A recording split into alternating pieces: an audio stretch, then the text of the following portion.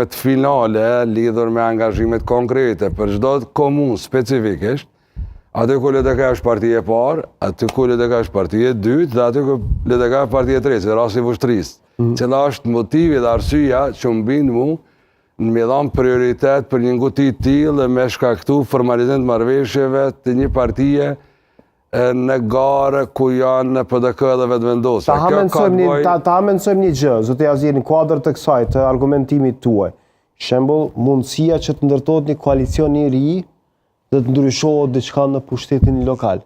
Shembull, nëse këtë rast subjekti juaj politik ka dalë treta, të marrin drejtori, të udhëheqin edhe të përcaktojnë një vizion të përbashkët, shembull me kandidatin që vjen nga lëvizja vetëvendosje. A është sakrilegj shkohet me lëvizjen vetëvendosje në koalicion?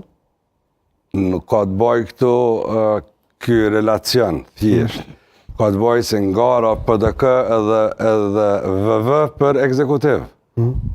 E roli i partisë tonë, atë ku jemi partia e parë, dytë edhe e tretë, definohet mbi bazë të fuqisë politike që e kemi rri. Po.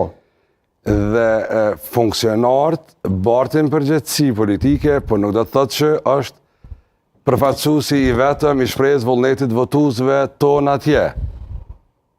Kjo e kërkon ato që unë përquj koordinim niveleve përbashkëta politike, sepse analizohen detaje interesi i qytetarit atje, jo këtu, Prishtinë, jo në një region caktuar, po atje, cili është interesi. Ne kemi pa edhe reagime, edhe zhvillime tjera, reagime tjera që kanë ndodhur atje.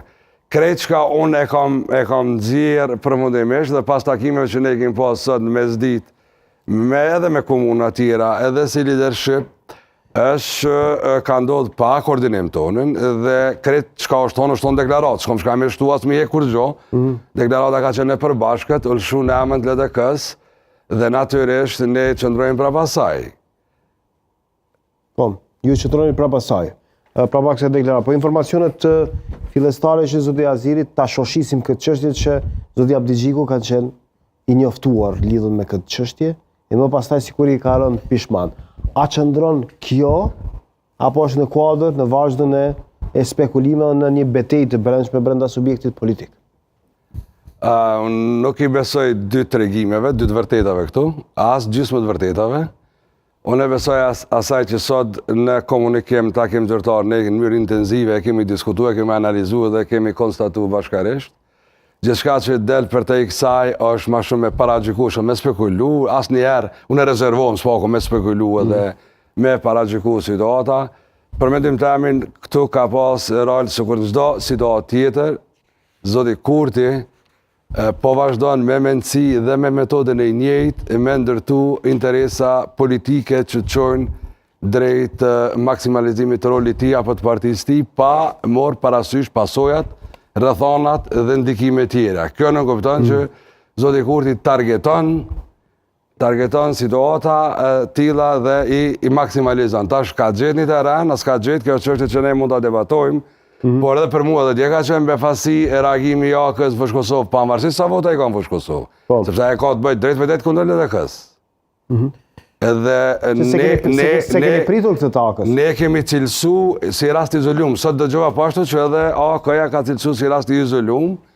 Si rast izolum, po ne kemi realizu si rast izolum jo në koordinim me ne, jo në bashkëpunim me ne dhe jo me pëlqimin e Lumia Abdigjiku. AK kishte vendosur që para se ta hapim këtë temë, natyrisht edhe vis-a-vis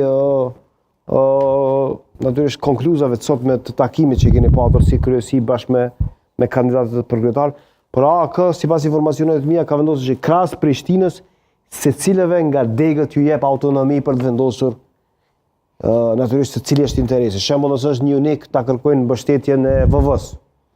Ose nëse është në pej eventualisht që mund t'i ndihmoj Gaz Mohaxherit, LDK-s ose eventualisht Taulant Kelmendit të vetëvendosjes të vendos atje.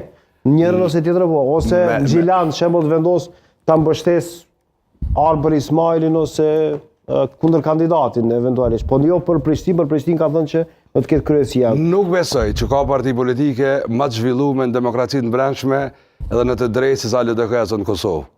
Sot e 20 vjet, po flasim për mandatin e fundit, tash ku jam tash, nuk ka leadership e cila dëgjon, konsultohet, koordinohet dhe vepron bashkërisht në interes të zhvillimit të komunës. ku